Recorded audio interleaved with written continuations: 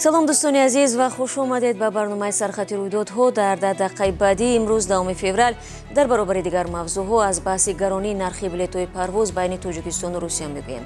Вакилон аз Аҷонсии захираҳои моддӣ имтиёз хостанд. Вазорати меҳнат ва муҳоҷират исрор меварзад, ки бо ёрдами онҳо соли гузашта миллионҳо рубли маоши пардохт нашударо ба муҳоҷирон доданд. Владимир Жириновский, сиёсатмадори ҷанҷолии рус ба дастгоҳи ИВЛ пайваст шудааст. Мавзӯи дигар низ матраҳ мешаванд. имрӯз дар нишасти хабарии Аҷонсии авиатсияи граждании Тоҷикистон ба мавзӯи нархи билетҳои парвоз ба Русия ва нигаронии мусофирон аз гаронии он дахл шуд. Аҷонсӣ гуфт, онҳо зидди беасос боло бурдани нархи билет ҳастанд ва тамоми чораҳоро барои танзим кардани қимат меандешанд. Аммо Икром Субҳонзода рӯзи 10 феврал мушаххасан нагуфт, ки ҳоло нархи билет ба Русия бояд чӣ қадар бошад.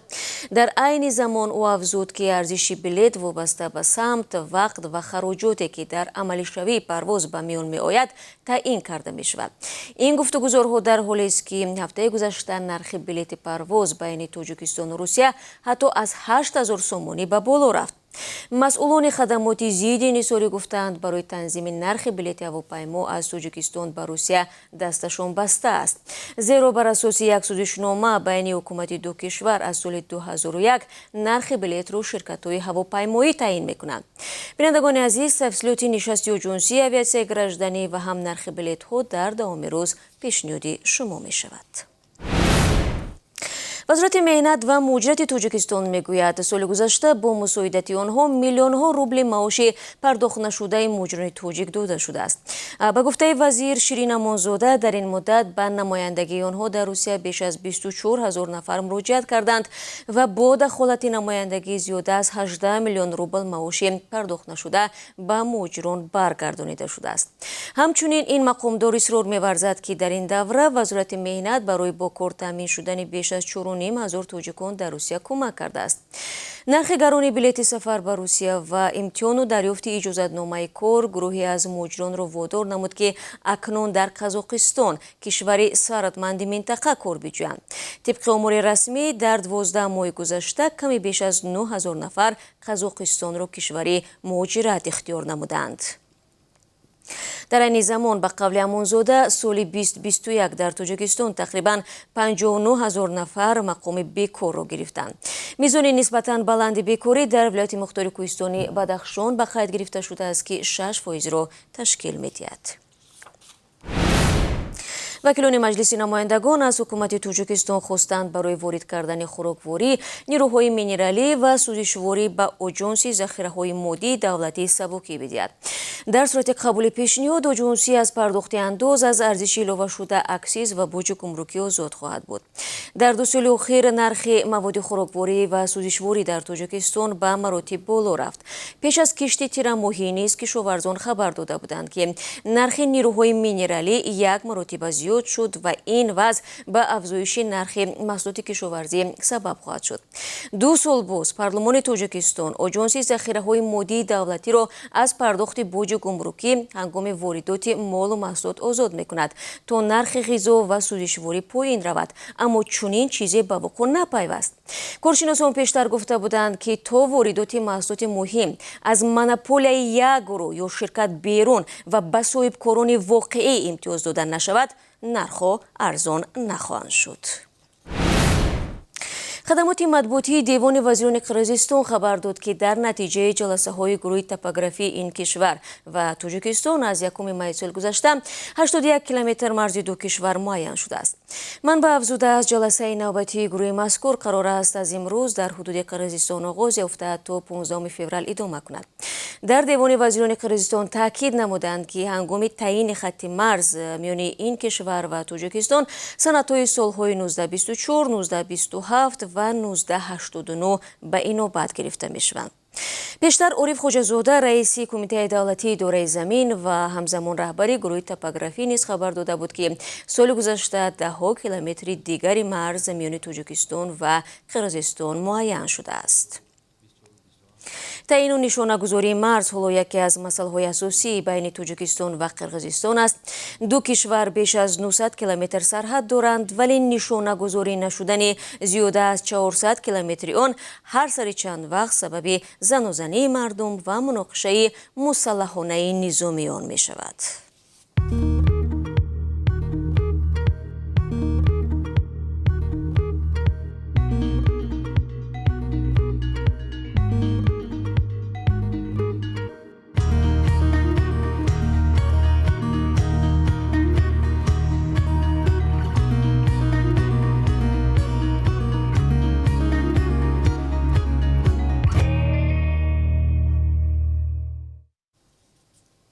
شما سرخط رویدادها را تماشا دارید. ولادیمیر ژیرینوفسکی رهبر حزب لیبرال دموکراتی روسیه را در بیمارستان مرکزی مسکو به دستگاه نفس‌دهی صنعی و یا EVL پیوست کردند.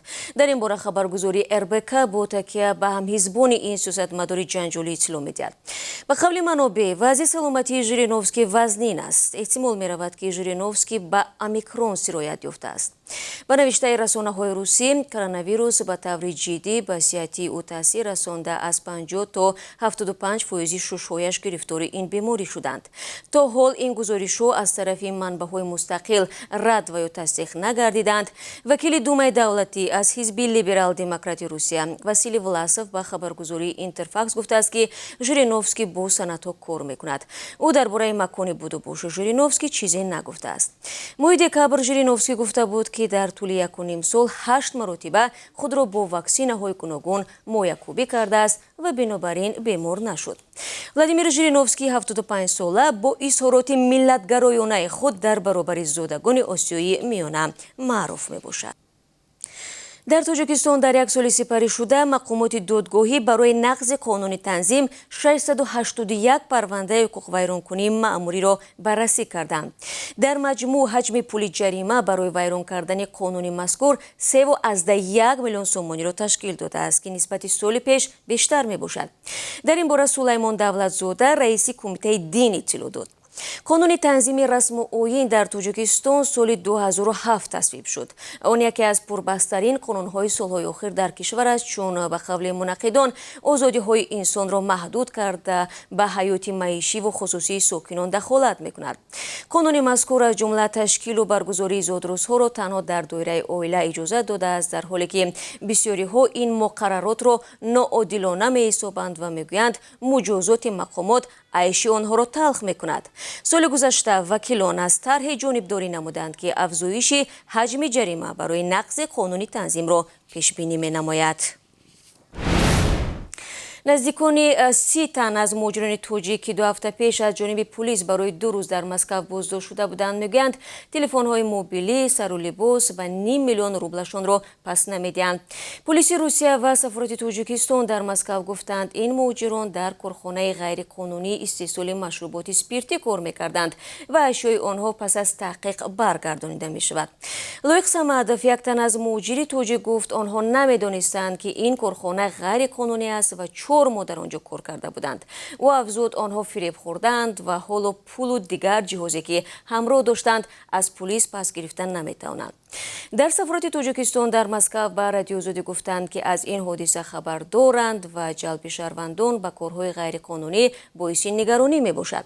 در گذشته حامیان حقوق تاجیکستان و روسیه انتقاد کرده بودند که برای مهاجران شرایط قانونی کار فراهم نمیسازند و این وضع برای آنها درد سرهای زیادی به بار میآورد.